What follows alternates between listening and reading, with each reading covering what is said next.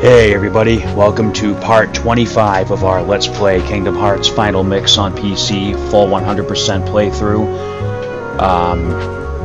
So we have done everything there is to do in this game, except for fighting the final boss and seeing how this tale ends. So for this video, we're just going to do a recap of everything that we've done in the game.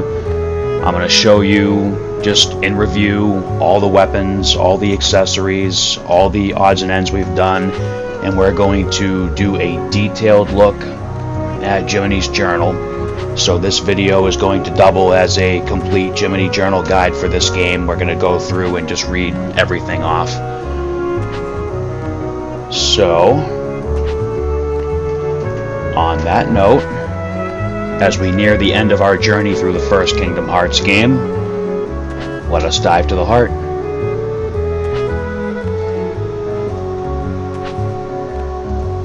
So Goofy's just kind of jumping around the shop for no reason, so is Donald. So we'll start here and we'll review the item synthesis. So we've synthesized every possible item in this shop. You can make Mega Potion, Cottage, Energy Bangle, Power Chain, Magic Armlet, EXP Ring, Mega Ether, Guard Earring, Angel Bangle, Golem Chain, Rune Armlet, Moogle Badge, AP Up, Dark Ring, Master Earring, Gaia Bangle, Titan Chain, Mithril, Elixir, Defense Up, Heart Guard, 3 stars, Atlas Armlet, Crystal Crown, Dark Matter, Mega Elixir, Power Up, Cosmic Arts, EXP Bracelet, Ribbon, and of course the Fantasista, the 7 Elements, and the Ultima Weapon. So we've done everything here there is to do.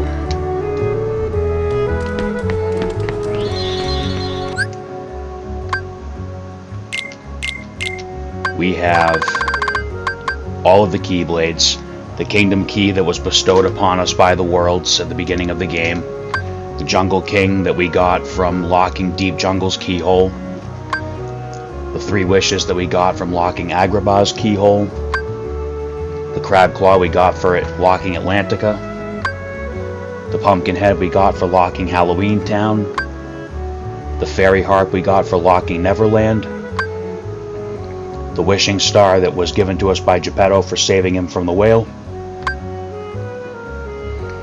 the Spellbinder that we got from Merlin as a reward for learning every spell, the Metal Chocobo that we got for defeating Cloud during the Hercules Cup, Olympia, which we got for clearing the Phil, Pegasus, and Hercules Cups, the Lionheart that we got for defeating the tag team of Cloud and Leon during the Hades Cup, the Lady Luck Keyblade that we found from the White Trinity in Wonderland, Divine Rose that we got after sealing Hollow Bastion's keyhole, the Oath Keeper, which Kairi gave to us and told us that we better not stay away from her, we gotta come back no matter what.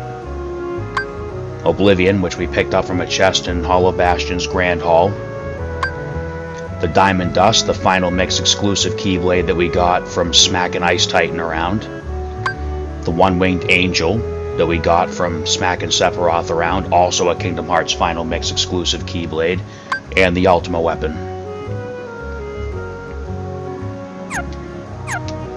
So then, Donald has the Mage's Staff that he started off with, and then the Morning Star, Shooting Star, Mega Staff, Wisdom Staff, Warhammer, Silver Mallet, and Grand Mallet that were all just easy to get because we just bought them from the shop on our travels. We have the Lord Fortune, which we got as a gift from the Fairy Godmother for rescuing all the Summon Gems. The Violetta, we picked up from the White Trinity Mark in Olympus Coliseum. The Wizard's Relic, which took us the entire game worth of hunting to get off the Wizard, Heartless. the Dream Rod that Merlin bestowed upon us after we got all the spell upgrades. Meteor Strike. I made a boo-boo. This one isn't in my master list. Alright, I'll make a note of that in the video description where that one came from, because I forgot to include it. Now, the Fantasista we got from Synthesis. This is the only Final Mix exclusive staff. And then the Save the Queen that we got from completing the Hades Cup with Justisora. Let's see if I missed one of Goofy's shields too. I bet I did. So we have Goofy's default Knight Shield. And then we got the Mithril Shield. The Onyx Shield. The Smasher. The Gigas Fist. The Stout Shield. The Golem Shield. And the Adamant Shield from the shops. Now, Hercules Shield we got for defeating Hercules in the Hercules Cup. The Genji Shield we got after we defeated Yuffie in the rematch in the Hades Cup. The Defender we got from the Defender Heartless, and quite easily this time around. The Dream Shield was a gift from Merlin for obtaining every spell arts items from the White Mushroom Heartless. Oh, yep, here's another one, the Mighty Shield, so I did miss one. So, the Mighty Shield and Donald's Meteor Strike, I think, are Final Mix exclusive, and that's why I missed them when I was compiling the list. So I'll include that one in the video description too, just so it's accounted for, because I thought I had all my ducks in a row before starting this video, but it looks like I made 2 boo-boos so far. The 7 Elements is a Final Mix exclusive shield, and we did synthesize that along with the Fantasista and Ultima weapon. And then the Save the King we got from doing the Hades Cup time trial mode. Now for the complete accessory list, at least I think it's complete. I could have missed one of these too. So the Protect Chain, Protera Chain, Protega Chain, Fire Ring, Fyra Ring, Fyraga Ring, Fyragun Band, which is Final Mix exclusive, Blizzard Ring, Blizzara Ring, Blizzaga Ring, Blizzaga Gun Band, Blizzagun Band, Thunder Ring. Blizzagun Band is also Final Mix exclusive. The Thunder Ring, Thundara Ring, Thundaga Ring, Thundergun Band, Final Mix exclusive. The Element Ring. So those, everything I just listed off so far can be purchased from the shop. The 3 stars has to be synthesized in this version if you want to pick up more than one. The Obsidian Ring is a Final Mix exclusive. You can buy that one at the shop if you need more. The Chaos Ring, same thing, purchase that at the shop. The Dark Ring, if you want more, you have to synthesize. The Ability Stud can be purchased at the shop.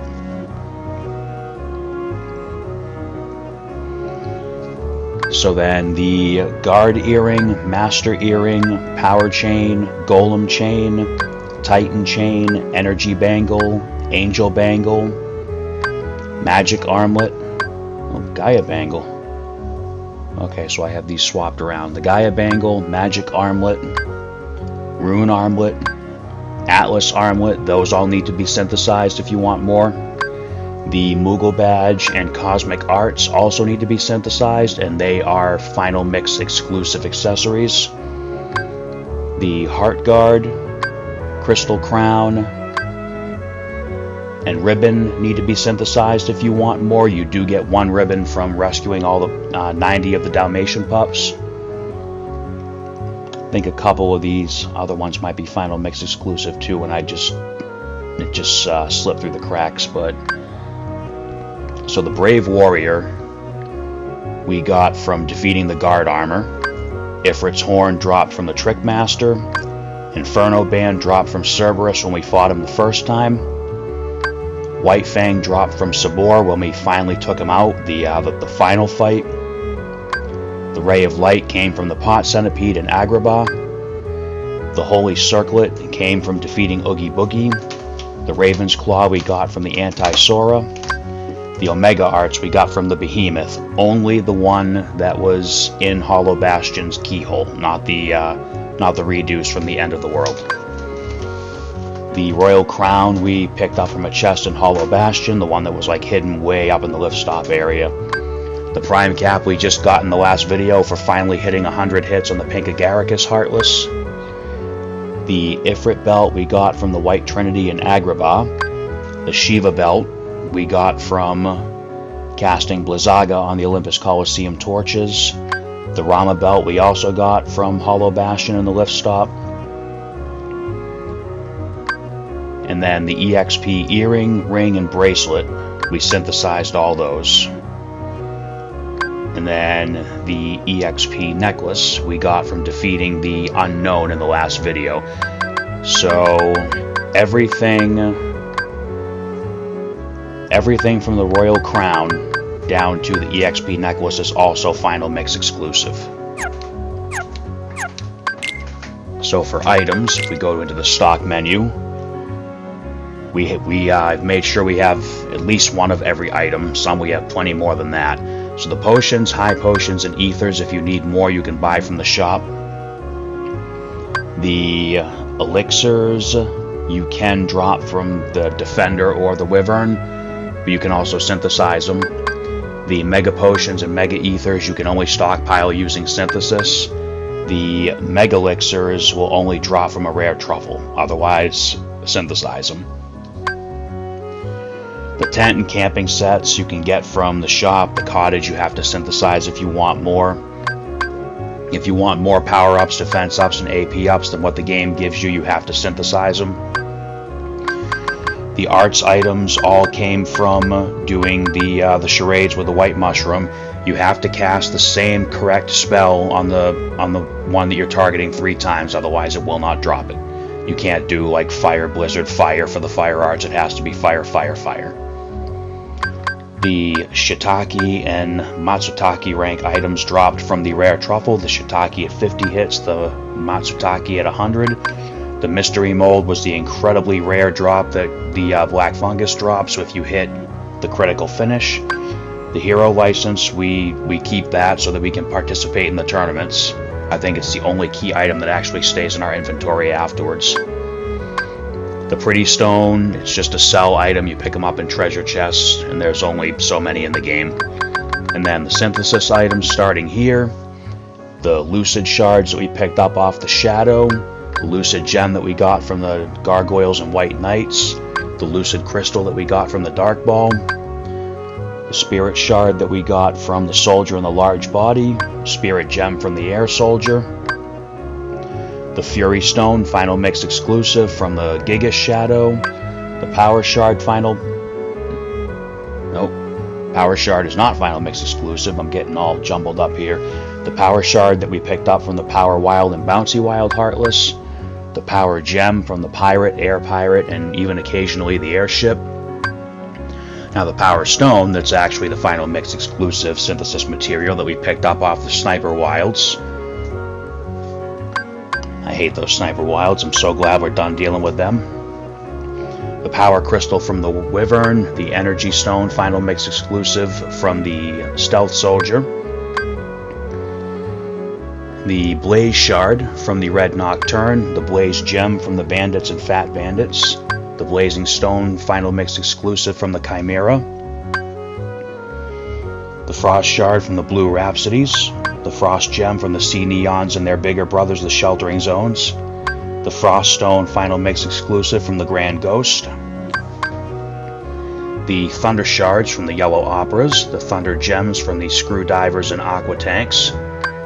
The Lightning Stone from the Black Ballad, Final Mix exclusive. The Shiny Crystal from the Wizard. The Dazzling Stone from the Jet Balloon, Final Mix exclusive. The Bright Shard from the Green Requiem. the bright gem from the Search Ghost, the bright crystal from the Defender, the mystery goo that we picked up a few from the white mushroom, black fungus, rare truffle, and pink agaricus, the serenity powers that we can only get from the Final Mix exclusive pink agaricus, the gale that we picked up off the Angel Star and Invisibles, the stormy stone that we picked up off the Neo Shadow Final Mix exclusive, the mithril shard that we picked up off the pot spiders and barrel spiders, the mithril that we picked up in treasure chests, and I believe we did synthesize a couple extras too, the mithril stone, the last one of the, no, it's not the last Final Mix exclusive item, but it's the last one that comes from a Final Mix exclusive Heartless, our good buddy the Pot Scorpion. The Orichalcum, which the game gave us quite a few, and then we bought a couple from the shop. And then finally the Dark Matter, which we found in treasure chests, a couple of mini games, and then we had to make a few. We'll go to the gummy menu to show those off since they actually have pictures. Okay, so let's go into the gummy garage menu so I can show off one last time all the gummy blocks. And the gummy blocks, for the most part, are going to be the same in every Kingdom Hearts game that utilizes gummy ship travel. And there are some variances, but nothing major. So if we go into the garage and just pick any one of the blueprints.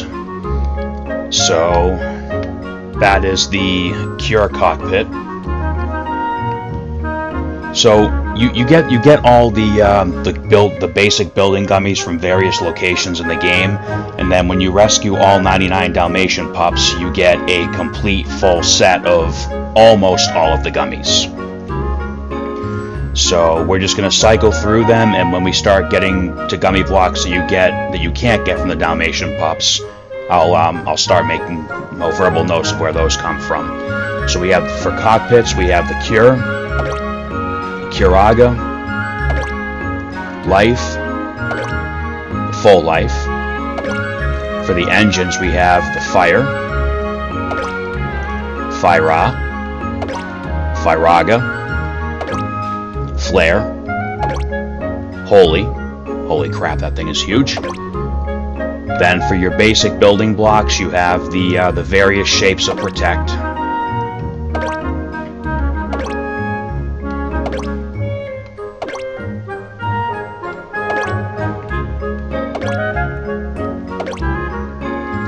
And then pretty close to the same set of shapes for Shell. I try to use the shell blocks just because I like that gray outline, even though you can paint the ship if you want to anyway. And then same thing, I believe it's the exact same set of shapes for the Dispel blocks. Oh, I should have used these ones, they look a little cooler. Then you have the various wing gummies. I think they're all Aero Ra, but it might be Aero Ra and Aero Ga. Oh no, there's a few. So we have a couple different shapes for Aero Ra, a couple different shapes for Aero Ga, for Tornado, Float, and then it's back to the regular Aero. Oh, no, so we just have different shapes. Alright, so now we're on to the special gummies. So we have, I believe, 2 different styles of Drain. Then we have the Osmos.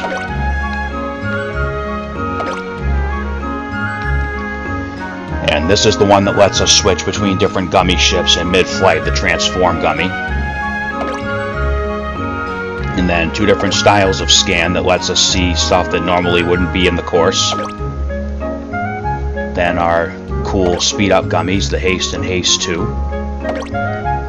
The Shield gummy. So this one just protects whatever block it's in front of, whereas the Shield 2 protects the whole ship. And then this one reveals invisible objects. Alright, so that was my mistake. The Scan one just gives us the fancy radar. Then there's a different style of the Asuna. So for weapon gummies, we have Thunder, Thundara, This is the one that fires off in multiple directions, and you have to kind of toy around to figure out where you're going to be shooting. The Thundaga that fires just a short burst. Then for lasers, we have the Comet, Meteor, and Ultima. Alright, so these decorative gummies are Final Mix exclusive, and most of these we got just from completing various level 1 and level 2 missions. So we have the Wheel, a Fang,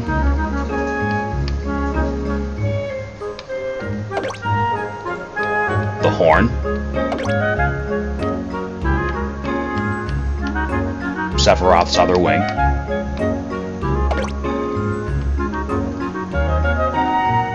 and we'll just say that's Genesis's wing, another Final Fantasy VII character. For some reason, we've got one of Goofy's shoes, the Rock Gummy, the Scissors Gummy,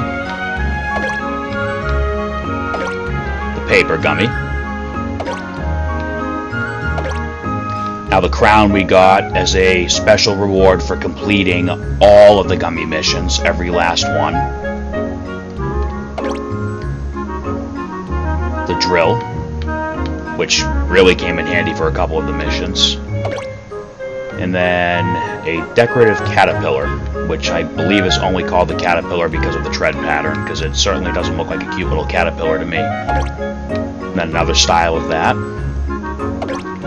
And that's it. That's all the gummy blocks that are in the game.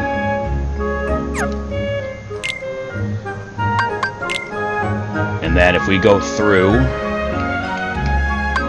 and look at all of the blueprints in the game, the Kingdom is the original that we started with. The Hyperion we got from Geppetto for defeating 5,000 Heartless and having all 6 summons. The Geppetto model he gave us just for getting him out of the whale. The Sid model he gave us for defeating 500 Heartless. Leon model we got for defeating 4,000 Heartless. Yuffie we got from defeating 1,500 Heartless. The Aerith model we got for defeating 3,000 Heartless. The Cactuar we got for defeating 1,000 Heartless. And the Chocobo we got for leaving and entering the house 30 times and talking to Pinocchio. So these ones here, the Cindy, Shiva, Lamia, Sandy, Sylph, Carbuncle, Mindy, Goblin, Bomb, Remora, Araman, Imp, Siren, Stingray, Catoblepus, Adamant, Serpent, Ifrit, Odin, Atomos or Atomos, Golem, Diablos, Death Guys, Typhoon, Alexander, Leviathan, Rama, and Omega are all enemy drop blueprints. You get them from defeating the enemy ships of the same name across the various routes. Final Fantasy fans will recognize that every single one of these blueprints so far, and the rest of them, are all nods to Final Fantasy staple characters, whether they be enemies or summons or ships. Now, the only Final Mix exclusive blueprints are the ones from completing the missions. Now, some of these blueprints did undergo redesigns for Final Mix, so if you're playing the PS2 version, some of these might look different from what I've shown in this video. So the exclusive ones from the missions are the Moogles from doing Traverse Town's Mission 3, Valifor from doing Wonderland's Mission 3, damn that one looks cool, the Poo-Poo from the Olympus Coliseum Mission 3, Cerberus from Deep Jungle Mission 3, Tonberry from Agrabah Mission 3, Pandemonium from Halloween Town Mission, from Atlantica Mission 3, Ixion is from Halloween Town Mission 3, Gilgamesh is from Neverland Mission 3, Phoenix is from Hollow Bastion Mission 3, Eden is from End of the World Mission 3, and then the Bahamut model was for completing every mission.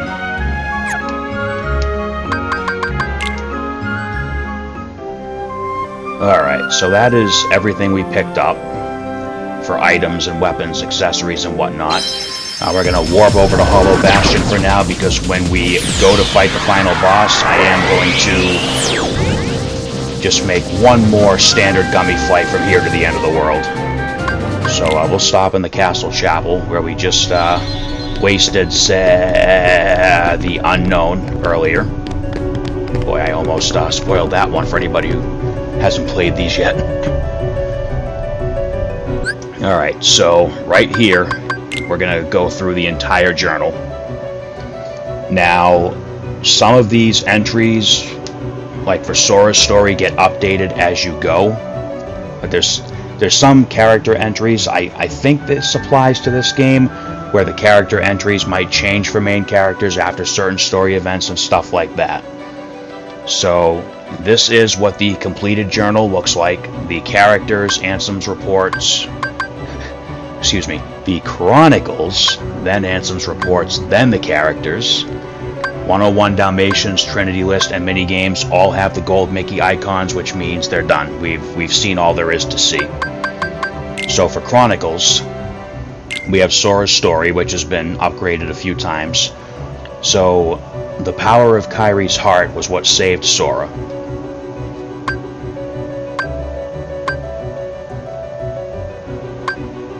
Interesting. So it might actually... So it looks like you can only see the most recent one, because there was definitely more than that originally. Interesting. Okay, so I guess we should have looked at the story part earlier. So the part of Sora's story that we can see right now is the power of Kairi's heart was what saved Sora. The strong bond between them became a light that pulled him back from the darkness. Promising Kairi he would come back, Sora returned to Hollow Bastion to seal the final keyhole and save Riku. The keyhole was sealed, but Ansem and Riku were nowhere to be found. Ansem had left to fulfill his final plan. Sora and company followed him to a world shrouded in darkness. Destroying Ansem could restore all the worlds taken by the Heartless, but it would also mean those worlds being disconnected as they once were. Once, every world was isolated, divided from the others by impassable walls. The power of darkness demolished those walls. If the walls return, traveling to other worlds will no longer be possible. Sora may never see his friends again. Still, he's resolved to fight his way into the very core of darkness, where Ansem lies in wait. He believes no matter how deep the darkness, a light shines within. So for the Wonderland story, it's after falling through a deep hole, Sora and company arrived in Wonderland and followed a white rabbit all the way to the Queen of Hearts castle. Man, she was insane. There they witnessed a sham trial in which the unreasonable queen falsely accused Alice. It doesn't say sham trial, but I mean, we saw it was a sham trial. Angered by this injustice, Sora rushed in and challenged the queen. He and his friends found evidence proving Alice's innocence. But the queen simply accused them next and ordered her card soldiers to seize them. After fighting them off, Sora noticed that Alice had disappeared from her cage. While looking for her, he and his friends ran into the Trickmaster. They defeated the powerful monster, but Alice's whereabouts remained unknown. Olympus Coliseum. Hades plotted to destroy Sora and Hercules, but failed. First, Cloud failed to carry out his orders, then Cerberus was defeated. But Hades did not give up on his goal, to rule the worlds as the King of Darkness. Then he hosted the Hades Cup to deal with Sora personally. Yeah, how'd that work out, Jimmy? Overcoming tough trials, Sora and company defeated Hades. Deep Jungle. Sora and his friends sought to reach the gorillas' nesting grounds, but Clayton, possessed by the Heartless, stood in their way. He abducted Jane and hunted down the gorillas. In their final showdown, Sora and company defeated Clayton and an invisible monster named Stealth Sneak, probably one of the coolest Heartless in this game. Sora finally gained Kerchak's trust and was allowed to go to the nesting grounds. Tarzan led everyone to a cavern with a mysterious keyhole. When Sora sealed it with the Keyblade, he found an unusual gummy block. Although Sora and the others couldn't find their friends, the new gummy block should help them get to another world. Sora, Donald, and Goofy said goodbye to Tarzan and the others and continued with their journey. Agrabah. Hoping to take over Agrabah, Jafar took Jasmine and the lamp with him to the Cave of Wonders. Sora and his friends followed him there, where they encountered Maleficent. They learned that Maleficent and Jafar were rounding up the 7 princesses, Jasmine being one, with the power to open the final keyhole. With Genie at his side, Jafar attacked Sora and company. Somehow they defeated him, but could not find Jasmine. She had been abducted by someone else. They returned to Agrabah, where Aladdin freed Genie with his final wish and asked him to help Sora find Jasmine. Genie agreed and joined the party. Monstro. Inside Monstro, Sora and his friends ran into Pinocchio and Geppetto. Pinocchio wandered off, and when Sora found him, he also found Riku. It was a strange reunion, and Riku suddenly ran off with Pinocchio. Baffled by Riku's behavior, Sora followed them. Amidst all the chaos, a Heartless attacked Pinocchio and left him lying motionless. Did it consume his heart? No way. His heart survived and will remain strong as long as I do my duty as his conscience. Pinocchio awakened when I called his name. Riku fled the scene, leaving Sora bewildered by the change in his friend. He turned into a jackass. 100 Acre Wood. Sora was whisked away to the world of the 100 Acre Wood, inside a book in Merlin's house. There he met Winnie the Pooh, who said all his friends had vanished. Some of the book's pages had been torn out, taking his friends with them. Sora collected all the scattered pages and brought Pooh and his friends back together by playing some fun minigames. A happy ending. Atlantica. Ariel, a princess of Atlantica, yearned to go to other worlds. But her dream could not be realized as King Triton, her angry father, forbade such notions. Ursula took advantage of this to coax Ariel into leading her to Triton's trident, which she then seized for herself. To atone for her mistake, Ariel went to Ursula's lair with Sora, Donald, and Goofy to retrieve the trident. After her mores were defeated, Ursula used the trident's power to become a giant, but was vanquished in the end. With the trident's power, Sora found the keyhole and sealed it. Halloween Town. Jack, the Pumpkin King of Halloween Town, worked with Dr. Finkelstein and created a heart to control the Heartless for the Halloween festival. Oogie Boogie, plotting to use the heart to take over Halloween Town, had Lock, Shock, and Barrel steal it. When Sora and company arrived at his manor, Oogie Boogie tried to summon a swarm of Heartless with the heart, but failed. Evidently, the heart was incomplete. After Sora and his friends defeated him, Oogie Boogie turned into a giant monster, becoming one with his manor. But he never found his manners. However, he was beaten yet again and disappeared along with the manor. Sora sealed the keyhole in Halloween Town. Neverland. Sora and company, trapped inside Hook's ship, searched for Kairi and Wendy, who were locked away, somewhere below the deck. When they found them, they learned that something was wrong with Kairi. She remained dormant, as if she had lost her heart. Just when Sora thought Kairi was within reach, Riku snatched her away. Sora and the others pursued them to the main deck, where Hook and his men waited. With Peter Pan's help, they defeated the pirates, but Riku and Kairi were nowhere to be found. For now, Sora could only hope to see her again. When he sealed the keyhole at the clock tower, Sora found a gummy block. Will he be able to find Kairi again with this new block? With Tinkerbell now in the party, Sora and his friends continued with their journey. And then Sora's story, even though it's the first entry in the journal, is the one that was updated to cover Hollow Bastion. Ansem's reports. So part 1. Much of my life has been dedicated to the pursuit of knowledge. That knowledge has guarded this world well. Not a soul doubts that. I am blessed with my people's smiles and respect. But though I am called a sage, there are things I do not understand. I believe darkness sleeps in every heart, no matter how pure. Given the chance, the smallest drop can spread and swallow the heart. I have witnessed it many times. Darkness, darkness of the heart. How is it born? How does it come to affect us so? As ruler of this world, I must find the answers. I must find them before the world is lost to those taken by the darkness. So it sounds like at first he had some pretty good intentions. It is my duty to expose what this darkness really is. I shall conduct the following experiments. Extract the darkness from a person's heart. Cultivate darkness in a pure heart. Both suppress and amplify the darkness within. The experiments caused the test subjects' hearts to collapse, including those of the most stalwart. How fragile our hearts are. My treatments produced no signs of recovery. I confined those who had completely lost their hearts beneath the castle. Sometime later, I went below and was greeted by the strangest sight. Creatures that seemed born of darkness. What are they? Are they truly sentient beings? Could they be the shadows of those who lost their hearts in my experiments? Okay, so that went downhill real quick. So the third report. The shadows that crawl beneath the castle. Are they the people who lost their hearts, or incarnations of darkness, or something entirely beyond imagination? All of my knowledge has provided no answer. One thing I am sure of is that they are entirely devoid of emotion. Perhaps further study will unlock the mysteries of the heart. Fortunately, there is no shortage of test samples. They are multiplying underground even as I write this report.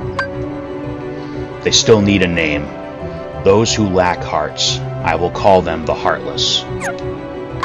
Number 4. The heartless appear in groups and are multiplying rapidly. I've provided them both living and non-living samples. They've responded only to the living. They seem to multiply after absorbing something from the living creatures. Their prey vanishes without a trace. I believe the heartless are taking hearts. They are born from those who've lost their hearts and thrive on hearts seized from others. The hearts taken by the heartless become heartless themselves. Though I lack proof, I am confident in this hypothesis. I must also study their behavior principles.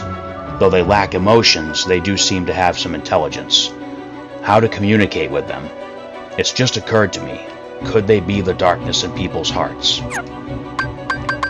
Number 5. To study heartless behavior, I picked one out for observation. It wiggled its antenna, and as if sensing a target, headed deep into the castle.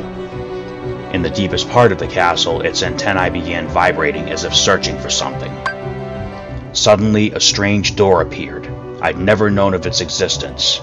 It had a large keyhole, but didn't seem to be locked, so I opened the door. What I saw on the other side mystified me. What was that powerful mass of energy? That night, I observed a great meteor shower in the sky. Could it be related to the door that I have opened? Number 6. A massive core of energy lay beyond the door sought by the heartless. It may well be the ultimate goal of all heartless. But what is that energy? I have devised a hypothesis based upon my observations of the heartless. The heartless feed on others' hearts, and they yearn for that energy core. That thing beyond the door must be a heart too, the heart of this world. There is no proof, but having felt that immense energy, I am certain that was the heart of the world. The heartless are trying to take hearts not only from all living creatures, but from the world itself. But what do they mean to do with the heart of the world? Number 7. I am now studying material from the meteors that rained down that fateful night. What a find! The material is foreign to our world. It is elastic to the touch, and when two pieces are combined, they bond easily. None of the records I've scoured even mention such a substance. Was it introduced to this world when I opened that door? I wonder how many other such materials drift through the atmosphere of this tiny world. I wish I could soar off and find out. Could there be uncharted worlds up there? My curiosity never ceases to grow, but I should stop speaking of such unrealistic dreams. For now, there is no way to venture outside this world. My people and I are all but prisoners of this tiny place. Alright, number 8. There is no doubt that the heartless are deeply connected to people's hearts. Further study may unravel both their motivations and the mysteries shrouding the heart. As a start, I have built a device that artificially creates heartless. By recreating the conditions that spawn the heartless naturally, I should be able to produce them artificially. This device is the culmination of all my research thus far. The machine's test run successfully created a heartless. This may be a step toward creating a heart from nothing. The artificially and naturally created Heartless showed nearly identical traits, but the two types should remain distinct for the purposes of this experiment, so I will mark the ones that are created artificially.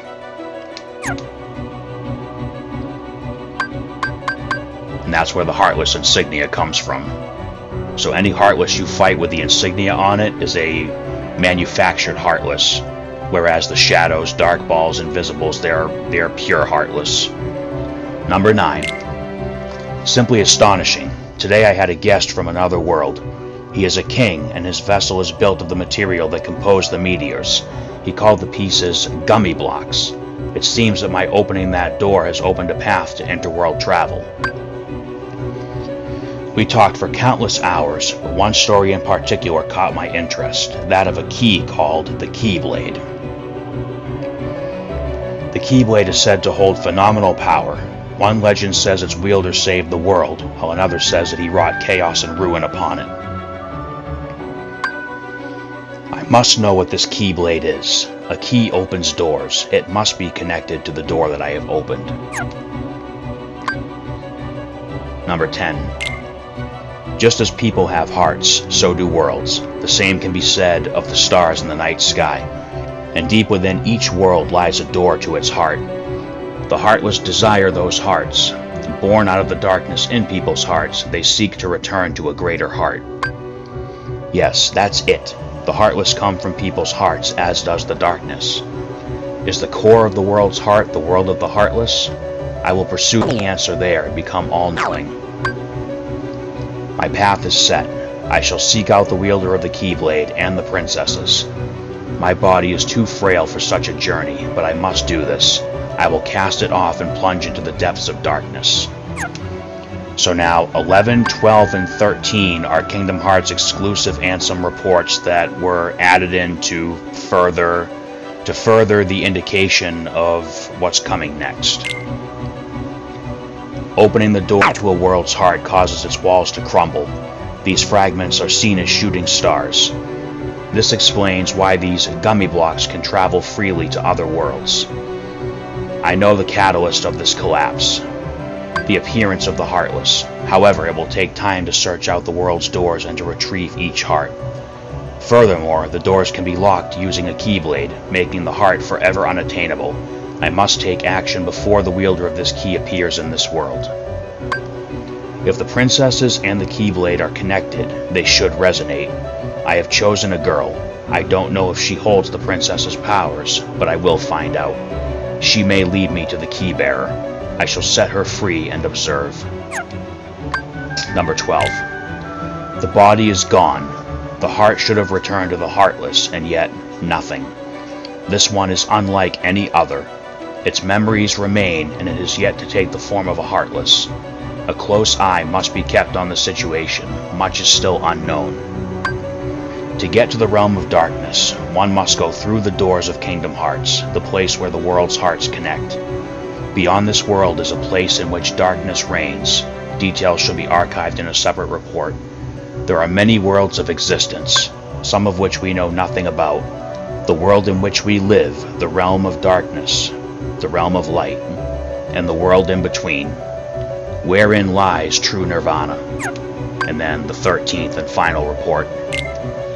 Where does the body go when it separates from the heart? If the soul remains with the body, is it still considered to be deceased? When the heart returns to the Heartless, the physical form disappears, but that is merely true in this world. Perhaps the body exists in another form in another world. If that is the case, then it is possible for one to exist in two worlds. A being that is neither darkness nor light, belonging nowhere, abandoned by its heart, a mere shell of its former name, a former self. Now, didn't that guy in the black robe we fought not too long ago say he was nothing but a mere shell? Interesting. The relation between the heart and body is complex.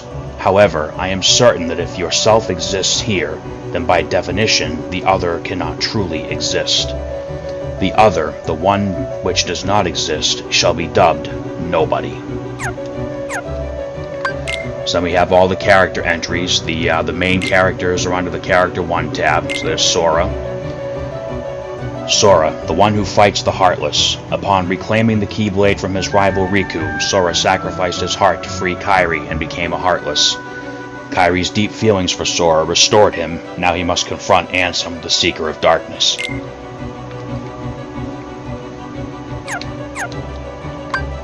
Riku.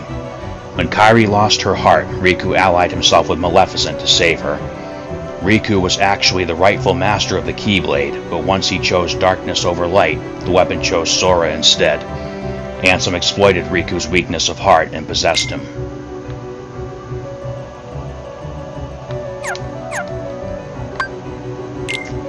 Kairi, Sora, and Riku always hung out together.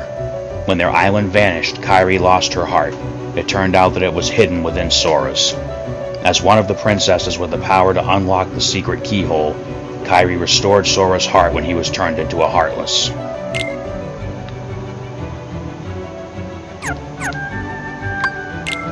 Mickey Mouse, King of Disney Castle. He set out to learn more about the darkness and left instructions for Donald and Goofy to find and follow the Keybearer.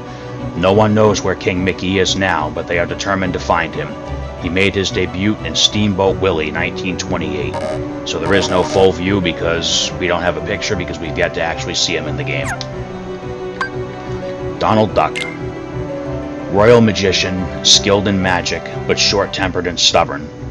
Because Mickey said to follow the Keybearer, he once left Sora to follow Riku, but friendship soon led him back to Sora. Donald made his screen debut in The Wise Little Hen in 1934. He's old.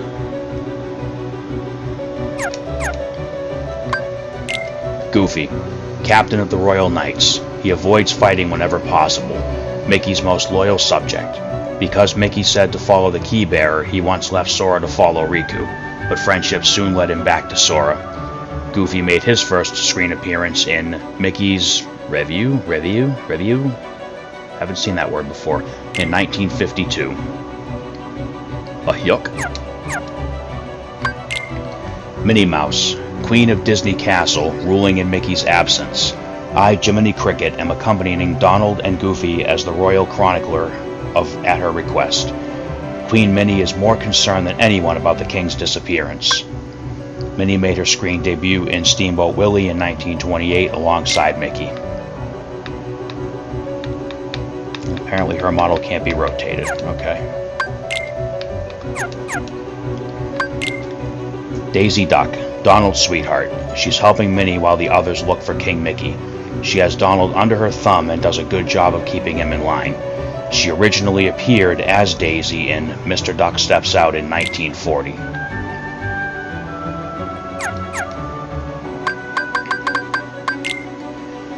Pluto, Mickey's faithful dog. Pluto is more than a pet. He and Mickey are bound by strong ties of loyalty. Pluto set out with the others to find his master. Will that famous nose of his lead him to Mickey? Pluto originally appeared in The Chain Gang in 1930. Chip, one of the kingdom's specialists, helps maintain the gummy ship which can travel to any destination.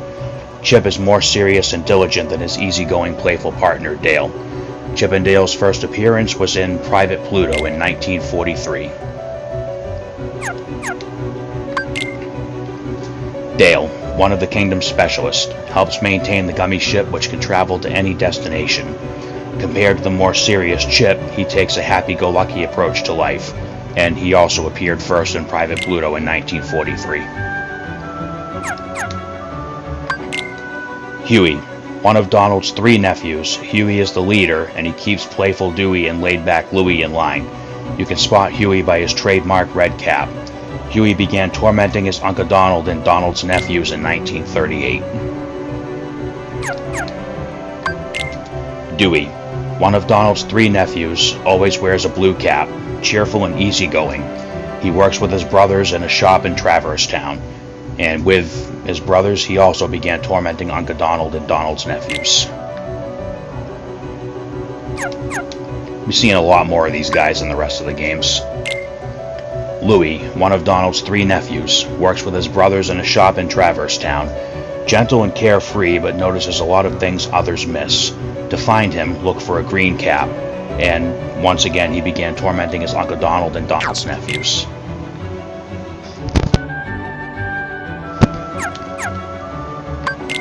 Merlin, a great sorcerer living on the outskirts of Traverse Town. Merlin's wisdom and magic powers rank second to none, and he teaches Sora and his friends about magic. He has a mysterious bag that can hold anything, no matter how large. Merlin first tutored Arthur in how to be a king in The Sword and the Stone in 1963. Fantastic movie. If you haven't seen it, go see it. Fairy Godmother, a powerful but generous and good-hearted fairy who helps Sora and his friends. Slightly absent-minded but an expert at magic, she gives Sora and the others lessons in magic as well as advice on their journey. She first appeared as Cinderella's fairy godmother in Cinderella in 1950.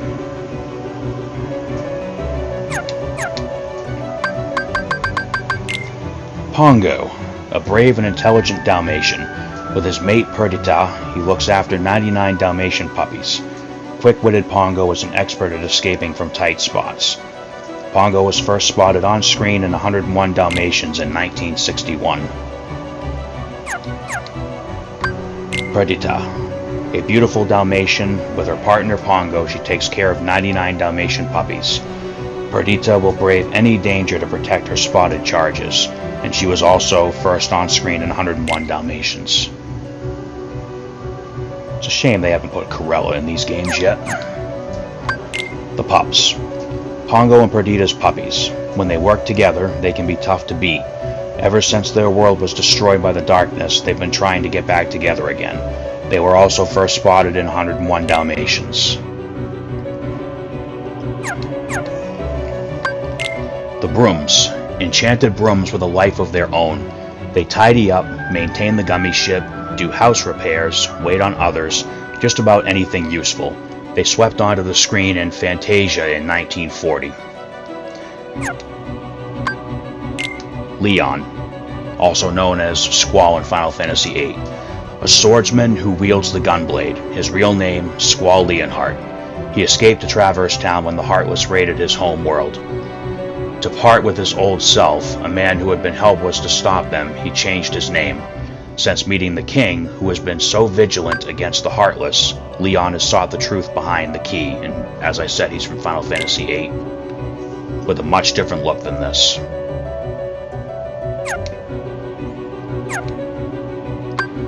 Yuffie, a female ninja who escaped to Traverse Town when her home world was taken by the Heartless. She stays strong and cheerful in any situation. She works with Leon and Aerith to unravel the secret of the key. She's from Final Fantasy VII with Cloud and Sephiroth. And she's a dirty little thief. Aerith. She lost her home to the Heartless at a very young age. Beneath her gentle disposition lies a strong will and a firm sense of duty. Many are naturally drawn to her. Aerith works with Leon and Yuffie to learn more about the Heartless and the key. And she is also from Final Fantasy VII.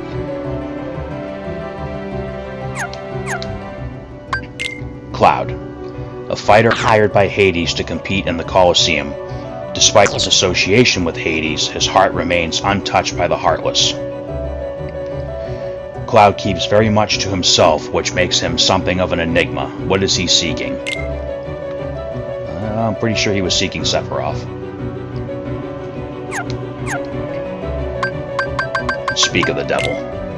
Sephiroth, once known as the greatest of swordsmen, his whereabouts have been unknown for some time. He challenged Sora to a one-on-one duel. No one knows why he has suddenly returned. Apparently he and Cloud have crossed paths before. Final Fantasy VII. That's a modest way of putting it. Sid, owner of an accessory shop in Traverse Town, a highly skilled engineer and a first-rate pilot. When the Heartless invaded his world, he escaped to Traverse Town on a gummy ship he built himself. He is an expert on gummy ships, and he's also from Final Fantasy VII. Except in Final Fantasy VII, just about every other word he said had to be censored. But he's awesome. Titus, depends on who you ask. A cheerful, self-confident boy who lived on the Destiny Islands. He considers himself a champ at everything. Nobody knows what happened to him after his island disappeared. He's from Final Fantasy X. Now in Final Fantasy X, he's a full-on adult, but I think I'm probably going to do a playthrough of that game too at some point, so, you'll see. I mean, if you haven't already played the game, if you've already played it, then you know. Selphie. A spunky girl who lived on the Destiny Islands. She is rather impulsive and quite the romanticist. Nobody knows what happened to her after her island disappeared. So she's from Final Fantasy VIII, and in her original game, she's a little bit older than that. But here in Kingdom Hearts, she's a kid. Waka. A boy who lived on the Destiny Islands. He looks out for Tidus and Selphie like a big brother. Nobody knows what happened to him after his island disappeared. Sure we do. He went to another world and became a star blitzball player. The Moogles. Escaped to Traverse Town when the Heartless invaded their home. They know how to combine various items to form new ones. And they are from nearly every Final Fantasy game in existence.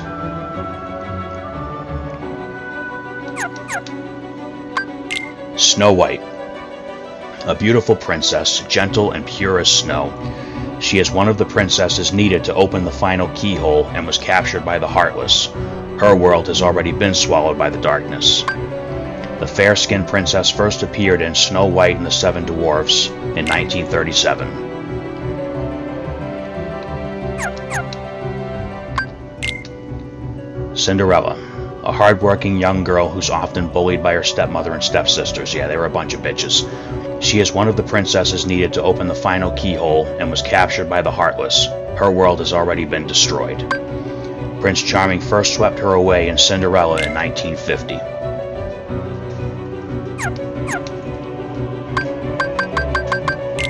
Aurora, a young woman with a lovely voice. She is loved by 3 good fairies and cursed by Maleficent. The sorceress captured Aurora to help open the final keyhole. She had her first encounter with Maleficent in Sleeping Beauty in 1959. Why, Maleficent's just an evil, evil hag, isn't she? Belle. A brave and intelligent young woman who understands the beast's true nature. She's one of the 7 princesses needed to open the final keyhole. She and the beast have lost their world to the darkness. She appeared at the Beast's castle for the first time in Beauty and the Beast in 1991.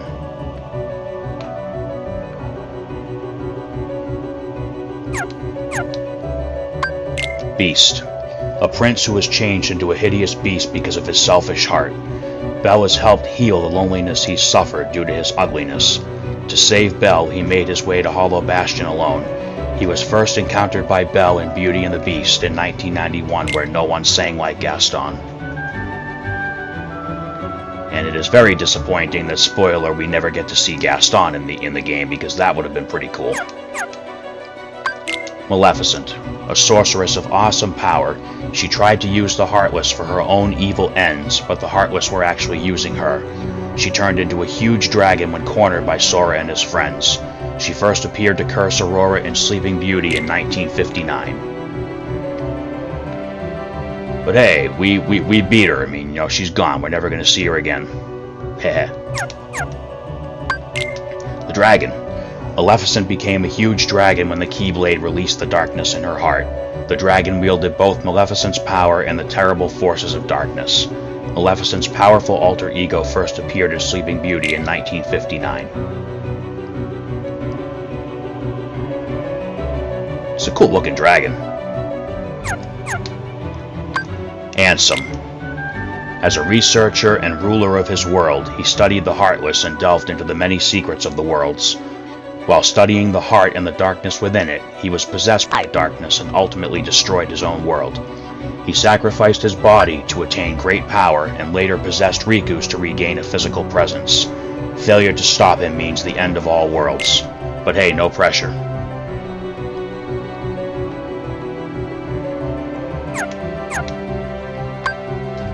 Unknown. A mysterious figure who appeared in Hollow Bastion.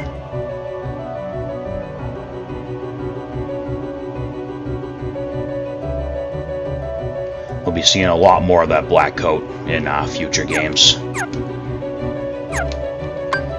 Under characters too, we have like all the supporting cast. Dumbo, a baby circus elephant. He was taunted because of his huge ears, but his talent for flying made him the star of the circus. Ascend with B, descend with X, hold down Y for splash attack, cost 3 MP to summon. He first flew onto the screen in Dumbo in 1941. Didn't really care for the movie, but I loved seeing him in this game. Bambi, a young deer, son of the great stag who rules the forest. He prances around and gives you items. The more foes Sora defeats, the better the items become. The type of items he gives varies depending on the area, costs 1 MP to summon. The Forest Prince was born in Bambi in 1941.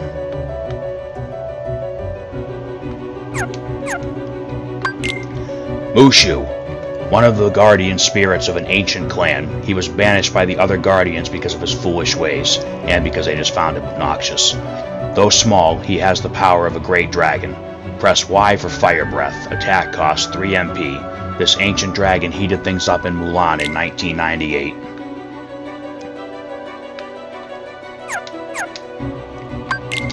Simba, the leader of the Pride. He rules over the other animals of the Pride Lands, his Savannah Kingdom. Hold down Y to charge up his power. When the command changes to Proud Roar, release it to unleash the attack. Hold it down longer for more power, costs 2 MP to summon. He roared onto the scene in The Lion King in 1994.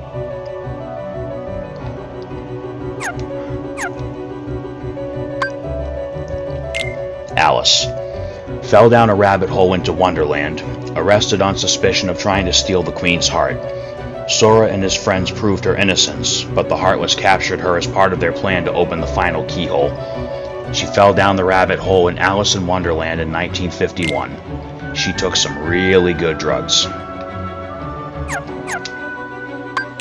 Queen of Hearts, psychopath. A queen of Wonderland who lives in a castle with decks and decks of card soldiers.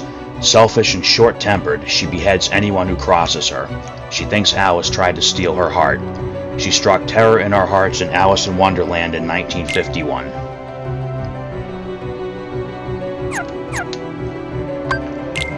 Cards Hearts. Spear-carrying guards who serve the Queen of Hearts. They fear the short-tempered queen and are careful not to irritate her. And they're also from Alice in Wonderland.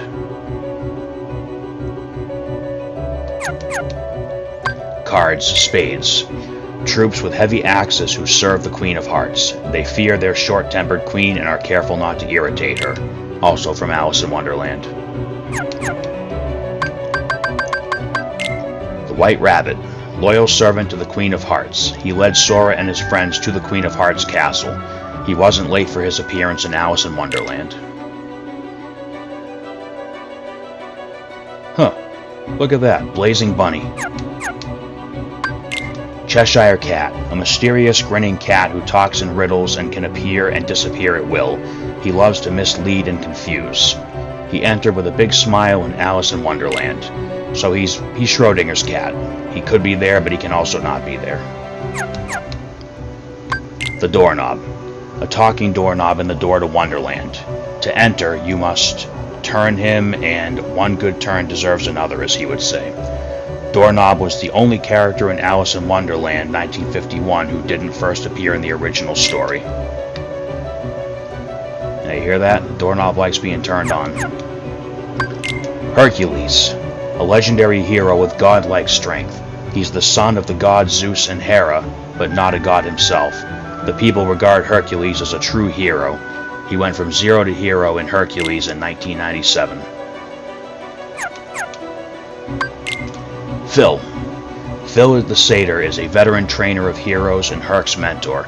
These days he's very busy running the Colosseum and choosing competitors suitable for the games. He came out of retirement in Hercules. Hades, James Woods, Lord of the Underworld. He's using the Heartless to try to take over the world.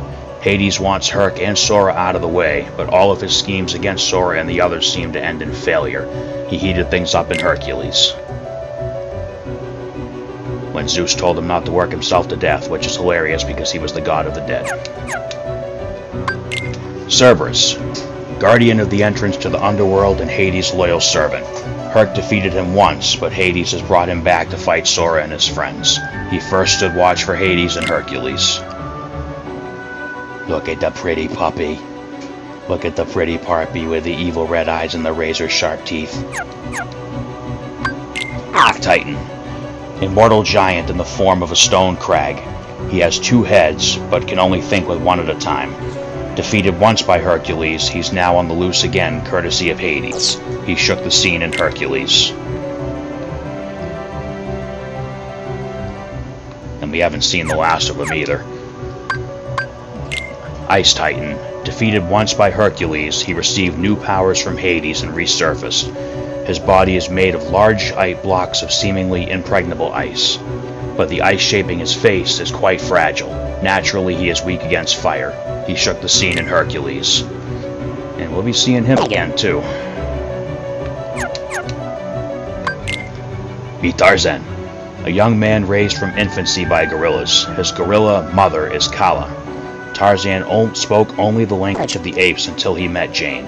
Since then, he's learning to speak English at an astonishing rate. He swung onto the scene in Tarzan in 1999, another great movie. Jane Porter, a naturalist who's been in the jungle, naturalist I guess in this case is better, who's in the jungle with Clayton, her guide, to study gorillas. She met Tarzan in the jungle and is gradually teaching him about human ways, poor guy. She's courageous and will face any danger for her research. Exploring the jungle, she encountered Tarzan in 1999. Clayton, jackass. A veteran hunter, Jane's guide on her expedition to the jungle. He thinks of animals only as prey. His lust for power and the darkness in his heart attracted the heartless, and they used him for their own evil purposes. He first set his sights on the apes in Tarzan.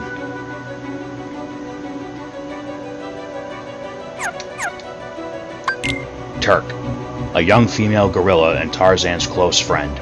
She is protective of the other young gorillas and acts as their leader. Unlike the other gorillas, her curiosity about humans is greater than her fear of them. She was up to some monkey business in Tarzan.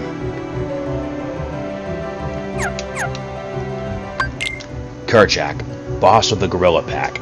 He was against letting Tarzan join the group, but Kala's resolve won him over. Kerchak worries that Tarzan's contact with people will bring danger to the gorilla community. He established himself as leader of the pack in Tarzan. At least till Clayton shot him in the movie. Kala, the gorilla who found Tarzan in the jungle. She has always helped and defended him, even when he was scorned by the others. Kala is not happy about Tarzan's contact with people, but she knows it's important to him. She was second banana in Tarzan. Sabor, a leopard feared by all who live in the jungle and an enemy of Tarzan and the gorillas. Sabor is a cunning hunter who targets the weak and helpless. He stalked onto the scene in Tarzan. Look at the pretty kitty. Look at the pretty kitty. Aladdin, a young man living in Agrabah. He helped Sora defeat Jafar and used his last wish to release Genie from the lamp. Aladdin asked Sora and his friends to help save Jasmine, who has been abducted. He stole the scene in Aladdin, one of the best Disney movies ever, at least in my time. Way better than any of the stuff they got going on now. I said it, and I'm not sorry I said it. Genie, the spirit of the magic lamp who has been freed by Aladdin with his third wish. Genie has joined forces with Sora and friends to rescue Jasmine from captivity. He will attack all locked-on targets with Showtime, cost 2 MP to summon. He granted our wish by appearing in Aladdin.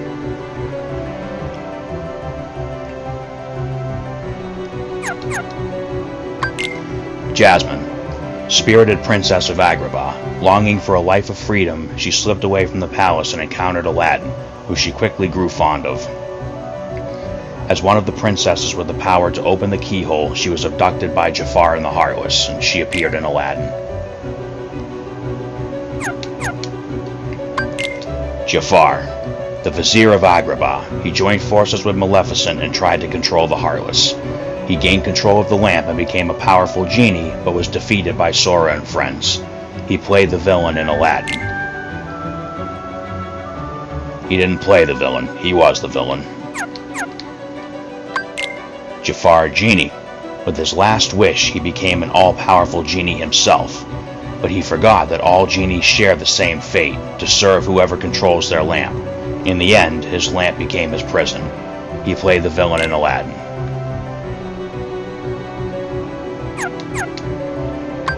Abu, Aladdin's faithful furry sidekick. Abu's size and ability make him valuable in tight spots. He's got a weakness for jewels and treasure, and when he's around them he can't think of anything else. He was all monkey business in Aladdin. Yes, he was, because he just had to touch that damn gem. Iago, Jafar's cunning, crotchety parrot. He's Jafar's eyes and ears as he flies around Agrabah, spying on his master's enemies. Iago takes after Jafar with a penchant for intrigue and evil. He squawked around in Aladdin.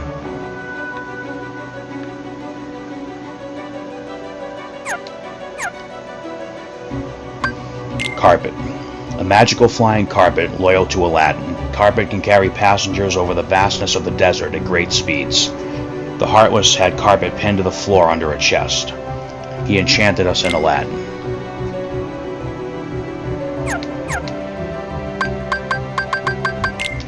Pinocchio, crafted by Geppetto and brought to life by the Blue Fairy. He'd have lost his heart to the Heartless if I hadn't come to the rescue. Now he's living in Traverse Town with Geppetto and working hard to become a real boy. There were no strings to hold him down in Pinocchio in 1940.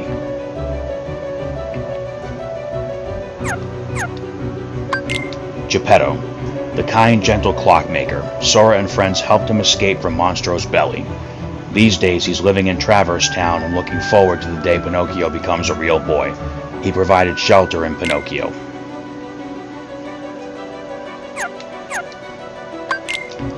Jiminy Cricket. That's me, the cricket who keeps Pinocchio to the straight and narrow. I'm along on the quest as the royal chronicler. Look for me in Pinocchio. Ariel, Triton's youngest daughter. Ursula tricked her into helping steal his trident. With help from Sora and the others, all was put right. Still, she'll never stop dreaming of exploring the world outside her father's palace. Her voice enchanted us in The Little Mermaid in 1989.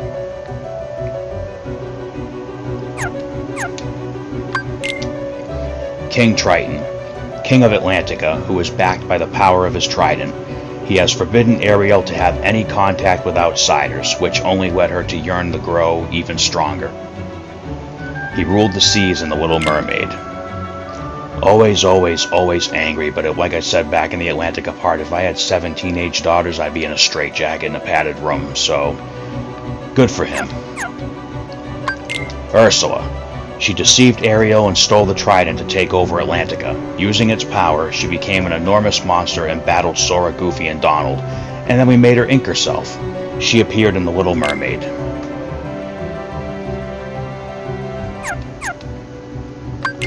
Sebastian, Triton's concert master, a musical genius. The little crab is also responsible for keeping an eye on Ariel to ensure her safety.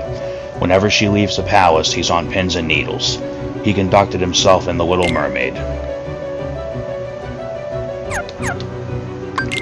Flounder, Ariel's trusted friend. Flounder will do anything for her. He's small and not exactly brave. He's a wuss, but he'll never leave Ariel's side, even when it means facing danger. He appeared in The Little Mermaid.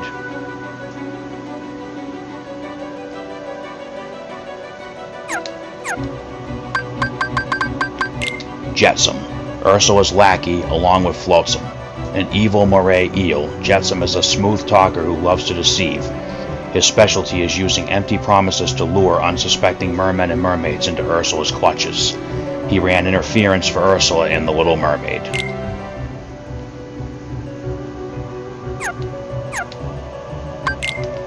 Flotsam, Ursula's lackey along with Jetsam, an evil moray eel. Flotsam is also a smooth talker who loves to deceive. His specialty is using empty promises to lure unsuspecting mermen and mermaids into Ursula's clutches. He ran interference for Ursula in The Little Mermaid. Jack Skellington, the Pumpkin King. He loves to scare people out of their wits. Headstrong, confident, and likes grand gestures. Now he's working night and day to make this year's Halloween festival the greatest ever. He scared up some fun in Tim Burton's The Nightmare Before Christmas. If for some reason you have not seen that movie, shame on you, go see it. It is a classic. Sally, Dr. Finkelstein's creation. She's patched together from parts that sometimes come off and move about on their own. She loves Jack and tries to steer him in the right direction, though it doesn't always work. She appeared in Tim Burton's The Nightmare Before Christmas.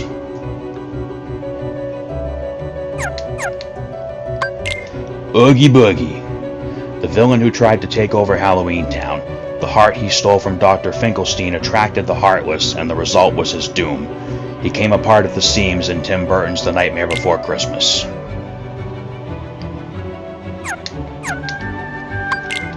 The good Dr. Finkelstein, the mad scientist who created a heart to help Jack control the heartless dancing. Sally is another of his creations. She helps him around the lab, but she'd much rather spend time with Jack. He created some scares in Tim Burton's The Nightmare Before Christmas. Your typical clinically insane mad scientist. Zero, Jack's ghost dog. He comes out of his grave whenever Jack calls. He's very loyal to his master and loves it when Jack plays with him. He loyally followed Jack in Tim Burton's The Nightmare Before Christmas. Looks a lot cuter than Cerberus, doesn't he? Locke, the ringleader of the trio that includes Shock and Barrel. Their walking bathtub helps them get around while they commit all kinds of mischief. They sometimes help Oogie, but they're not really fond of him. He created havoc in Tim Burton's The Nightmare Before Christmas. Now, if there was ever a time to say, "You damn kids, get off my lawn," this was it.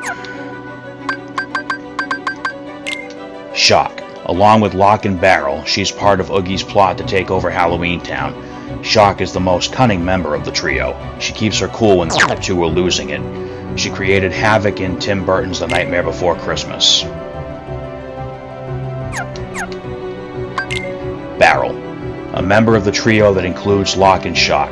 He's a little slow and often ends up as the butt of his partner's pranks and practical jokes.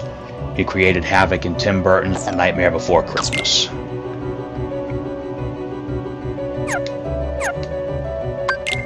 The Mayor. The two-faced mayor of Halloween Town. He switches from his happy face to his sad face depending on his mood, which changes constantly. He's working with Jack to make this year's festival the best ever. He appeared in Tim Burton's The Nightmare Before Christmas. Happy face. Sad, angry, stressed face. Peter Pan, the flying boy from Neverland, where no one ever grows up. He can be stubborn, but he's also fearless and has a strong sense of injustice. He snuck on board Hook's vessel to rescue Wendy, who was kidnapped. He led the Lost Boys in Peter Pan in 1953. Tinkerbell, the little pixie from Neverland. Peter Pan asked her to accompany Sora and his friends on their quest, but she's anxious to see Peter. She can restore parties' HP and prevent Sora from being defeated, though only once, like once per summon, and it costs 3 MP to summon her. She made us believe in fairies in Peter Pan.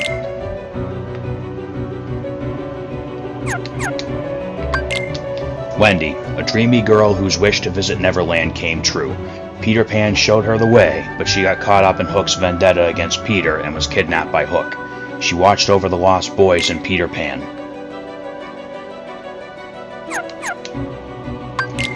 Captain James Hook, the pirate with a grudge against Peter Pan who caused him to lose his hand to the crocodile. He threw in his lot with Maleficent and the Heartless, but ended up being chased over the horizon by the crocodile. He hooked us in Peter Pan. Did he really run off across the horizon, or is he just playing hooky? Mr. Shmee, Hook's first mate. He lives to take orders from Hook, but he's as slow-witted as Hook is obnoxious. He appeared in Peter Pan.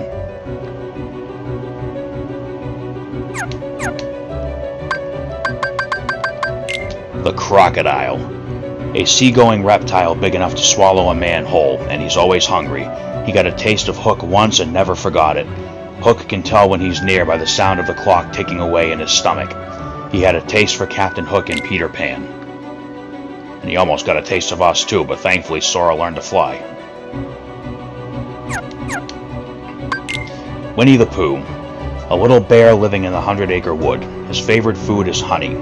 Being a bear of very little brain, he's a bit absent-minded.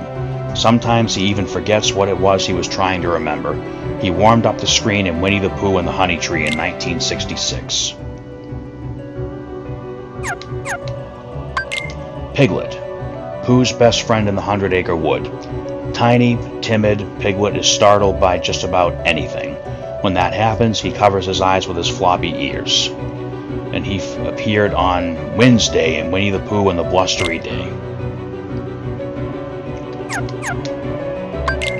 Tigger. Tigger loves to bounce more than anything. Sometimes his bouncing gets out of hand, but he doesn't mean any harm. Beneath that happy-go-lucky exterior beats a sensitive, gentle heart. He bounced onto the scene in Winnie the Pooh and the Blustery Day.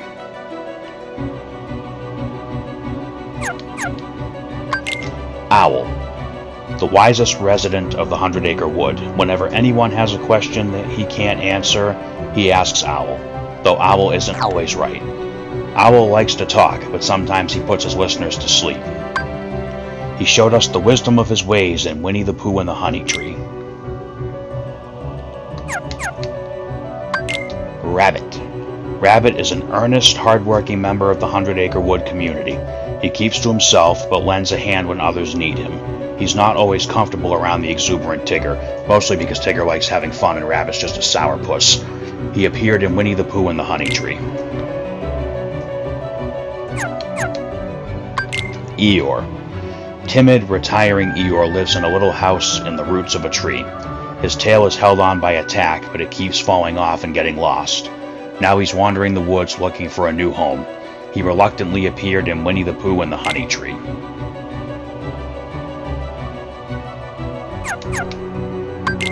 Roo. Roo dreams of bouncing as well as Tigger someday. He's mischievous, energetic, and fearless, but grows uneasy when Tigger is not around. He hopped onto the screen in Winnie the Pooh and the Honey Tree.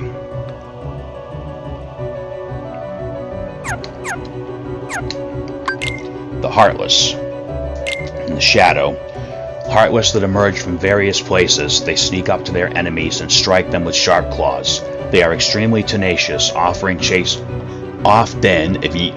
their prey to the end, and we've defeated a crap ton of them.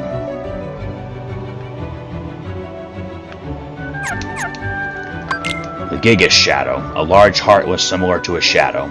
Like its predecessor, it's quite persistent and will chase its target around. If it just does the littlest amount of damage to Sora, it will fade out of sheer happiness. Final Mix exclusive. Soldier. Heartless that emerge from various places. They are brisk in their movements and rush into their opponents. However, they are not that tenacious. They often appear in numbers, though they lack teamwork.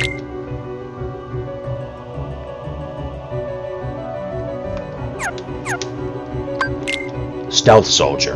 A stealthy Heartless similar in appearance to a soldier. It appears alongside other Heartless and deals attacks from afar.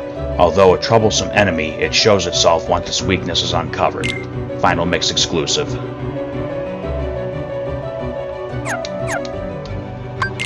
Large Body. Big round Heartless. They seem tame and laid back, but go berserk when they are angered. With their brute strength, they can inflict great damage, so be on your guard.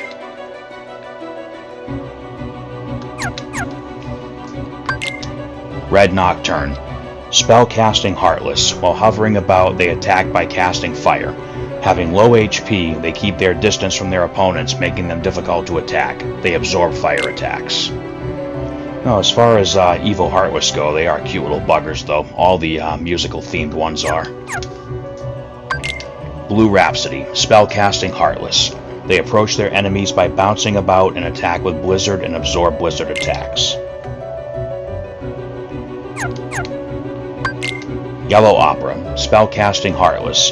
Besides attacking with Thunder, they hurl themselves against their enemies. They absorb Thunder attacks.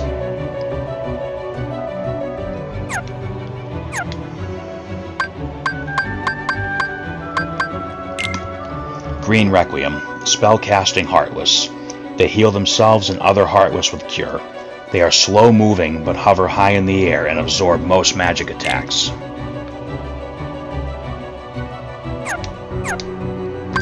The Black Ballad. A Heartless that confuses its enemy by creating projections of itself. If the copies are attacked, it will resort to counterattacks and eventually run away. However, if it is attacked directly and relentlessly, ... This one's a Final Mix exclusive Heartless too. Power Wild, Heartless resembling a monkey. With great physical strength and agility, they often strike with combination attacks. Avoid close range battles with them if possible.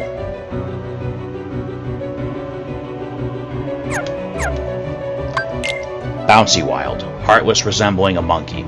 Unlike Power Wilds, they attack from long range with a slingshot. They scamper about during battle, making them difficult to hit.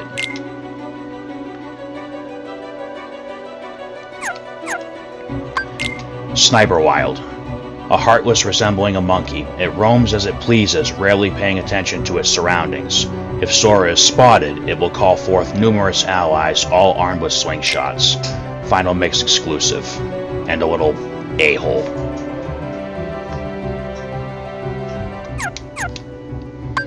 Air Soldier, winged Heartless. They fly over their enemies and dive to strike them.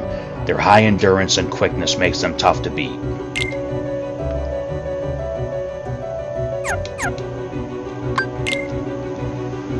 Bandit, Heartless that mostly appear in Agrabah. They can travel under the sand. They attack deftly with a long sword. Attack them with caution.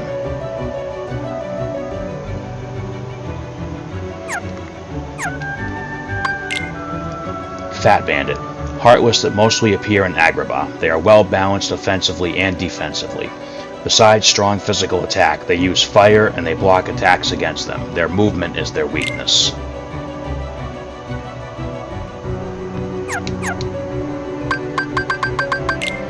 Pot Spider, ordinary pots turned Heartless. They lie in wait as ordinary pots, then reveal themselves and attack when their enemies draw near.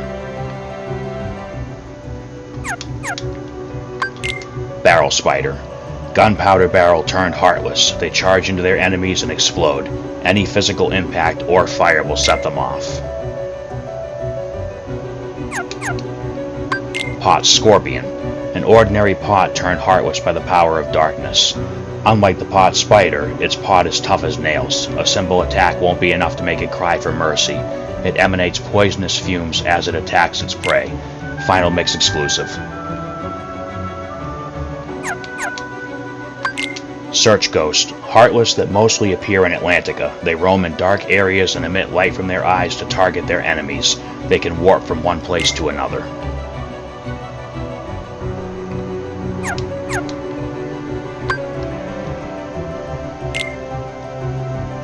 Grand Ghost, a Heartless similar to the Search Ghost, often spotted within Monstro, but only spotted within Monstro.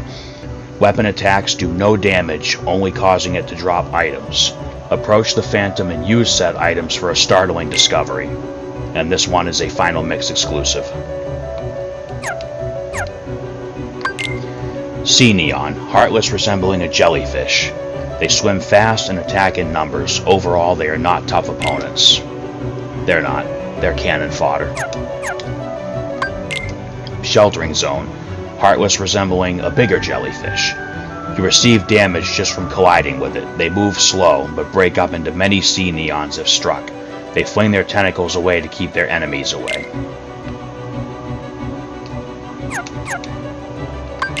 Screwdiver, Heartless that acts with Aqua Tank. Unpredictable creatures, dashing forward 1 minute, cowardly retreating the next. They are invigorated by the sparks from the Aqua Tank.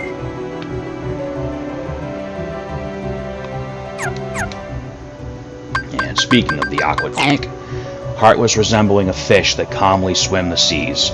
They are often carrying screwdivers, leisurely large creatures that do not attack unless provoked.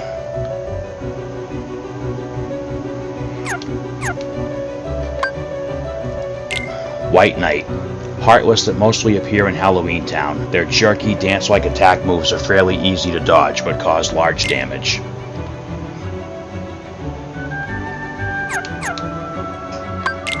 Gargoyle. Winged Heartless that mostly appear in Halloween Town.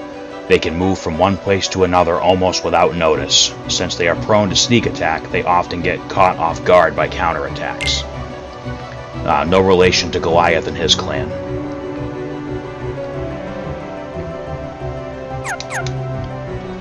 The Chimera. A heartless wandering the streets of Halloween Town. Generally a slow-paced creature, it attacks quickly and relentlessly when angered. Armed with various abilities such as summoning gargoyles, one must use the creature's own tricks against it, and this guy was another Final Mix exclusive Heartless, and a really cool looking one at that. Pirate. Heartless that mostly appeared in Neverland. They are quite combative with their swords. They often just focus on the enemies in front, making them vulnerable to attacks from behind, if you can get behind them.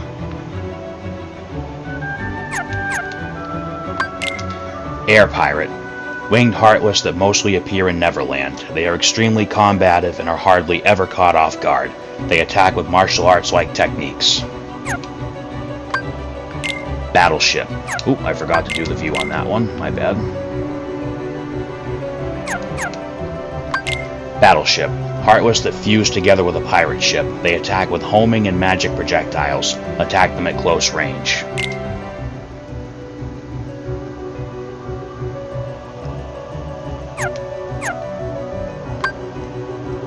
Jet Balloon.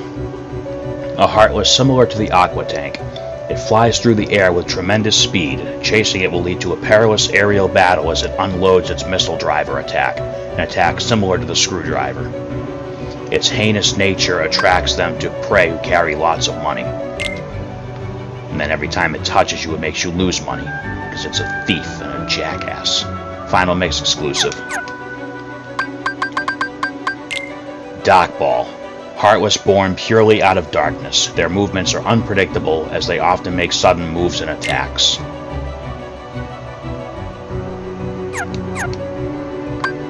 Defender. Heartless that mostly appear in Hollow Bastion. They carry an eerie shield with a face that casts fire and blizzard and bites nearby enemies.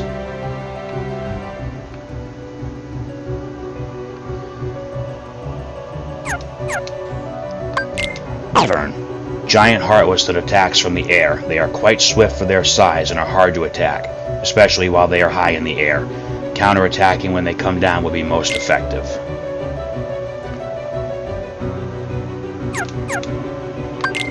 Wizard. Heartless that attack with various powerful spells. Eludes enemy attacks by teleporting, making them tough to beat.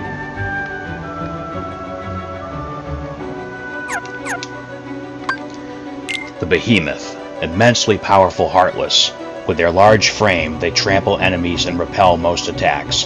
Damaging their weak point makes them lose consciousness. Strike them with potent attacks while they are down. So this one is the boss design, which originally this was the only design that showed up in the game. For the Final Mix, they added these two as palette swaps. The Destroyed Behemoth, a greater behemoth subspecies. It has extraordinary strength, unparalleled to that of the Behemoth. However, despite its appearance and size, it shares the same weaknesses as the standard archetype. So this is the one that appears in The End of the World.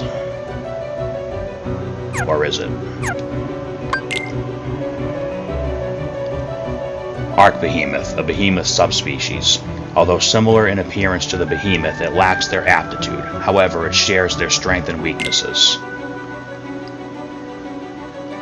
Alright, well, I don't remember offhand, but it is in the video. One of these two extra Behemoth palette swaps appears in The End of the World, and the other one is the one that they use for the Coliseum Cups. Invisible. Heartless wielding a large sword. These winged Heartless can move freely through the air. Besides their sword, they attack with their tail and wings. With their high attack power, they often defeat their foes quickly. Yeah, these guys pack a wallop, even at max level. But that is a pretty cool sword they've got. Angel Star, flying heartless that cast potent spells. They are born of holy spells. They attack from long range with magic. They block physical attacks with their wings, making them difficult to defeat. And they absorb, I think, all the attack magics, too, so... The Neo Shadow. Now this one's another Final Mix exclusive. A Heartless that travels in packs. Combining their powers allows them to attack Sora while also healing themselves. Leaving even just one alive will result in a never-ending battle.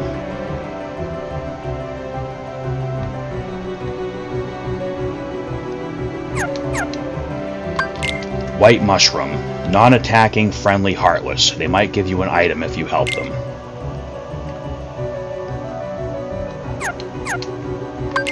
Black Fungus. Hostile Heartless, unlike White Mushrooms. They attack with poison. Defeating them may bring good things, but it is not easy. As we saw, you have to hit them with a critical hit to even have a chance of getting anything. Cute little buggers, though. Rare Truffle. Non-attacking Heartless that are rarely found. They like to jump, so helping them stay in the air may bring good things.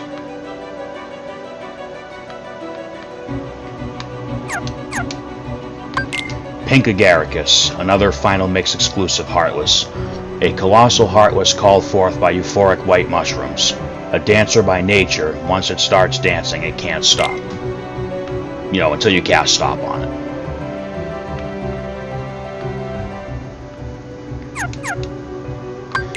Darkside, enormous Heartless that appeared in Destiny Islands with Shadows. It led the Shadows in the battle against Sora when he first received the Keyblade. Although Sora defeated it, the island was swallowed by the darkness. And we still haven't seen the last of them either. Guard Armor, leader of the Heartless in Traverse Town. It falls apart when it receives damage, but each part attacks individually. Sora meets Donald and Goofy for the first time just before fighting this Heartless.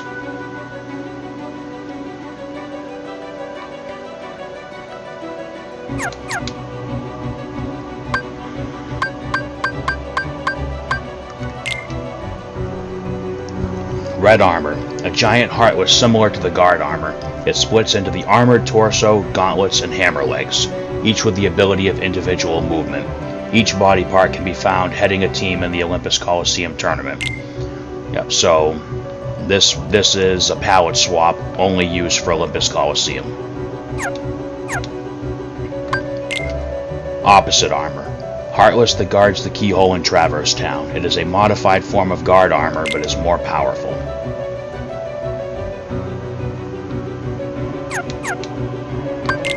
Trickmaster. Heartless that Sora and company encounter while they searched for Alice. Its herky-jerky attacks and juggling act flustered Sora and the others. Oh, whoops.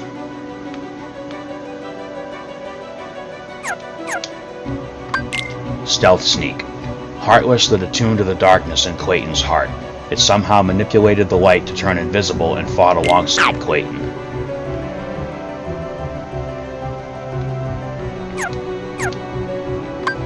The Sneak Army. I think this palette swap is Final Mix exclusive, but I am not 100% sure on this one. A Heartless similar to but more powerful than the Stealth Sneak. They stay hidden and attack while nimbly darting around. Though even one is hard to handle, a pair can be found participating in the Coliseum tournament.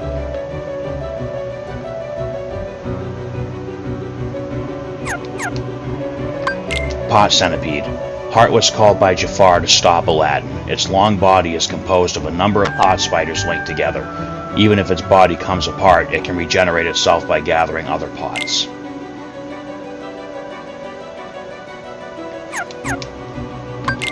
Parasite Cage. Heartless that appeared inside Monstro. It's known to swallow its enemies. Sora and the others rescue Pinocchio, who is trapped inside it.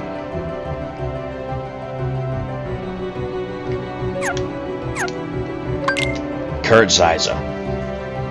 Heartless that has emerged from the keyhole opened by the princesses. It swung its 6 powerful arms to attack Sora and company and block their attacks, but Sora sought out its weakness and emerged the victor.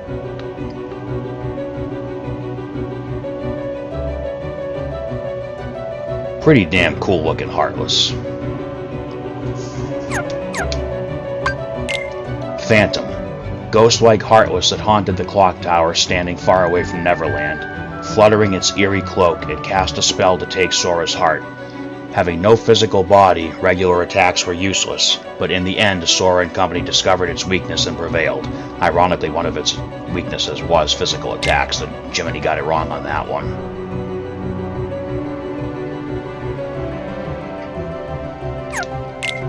Okay, so it always shows the fire heart on the image.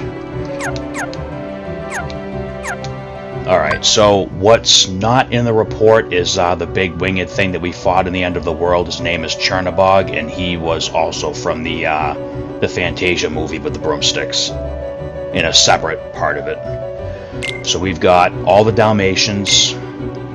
We have none left to find anywhere. We got all 17 blue Trinity jumps, all 6 Trinity charges, all 9 Trinity ladders, all 4 Trinity pushes, and all 10 Trinity detects. And I've been using the wrong names for some of them the whole game. And the mini games, we have an entry for everything. Jungle Slider, all the courses. Vine Jump, all the courses. Pooh's Honey Hunt. Block Tigger. Pooh's Swing, Tigger's Giant Pot, Pooh's Muddy Path, and the time trials for the Olympus Coliseum Cups. And that's it. So that's the whole journal gone through, except the story entries that I didn't think to look at before they got overwritten from story progress, but we are going to save right here. We are going to call this video done because the idea behind this one was just to do a final review of everything in the game that we've done. And I know this one really didn't have any action to it at all. There'll be plenty of action in the next video when we bring the game to an end. So, that being said, I hope everyone's been enjoying this so far. The next video is going to be the end of the first Kingdom Hearts game. So, thank you all for watching, and I will see you soon in the finale of our Let's Play Kingdom Hearts Final Mix on PC playthrough.